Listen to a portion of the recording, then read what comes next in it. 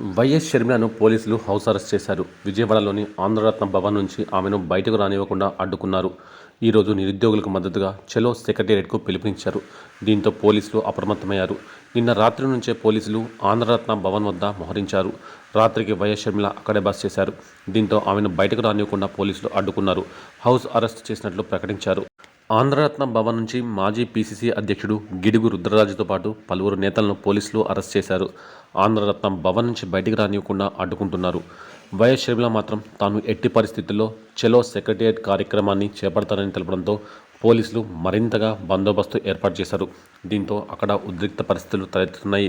పెద్ద ఎత్తున పోలీసులు మోహరించి అటువైపు నుంచి ఎవరిని రానివ్వడం లేదు.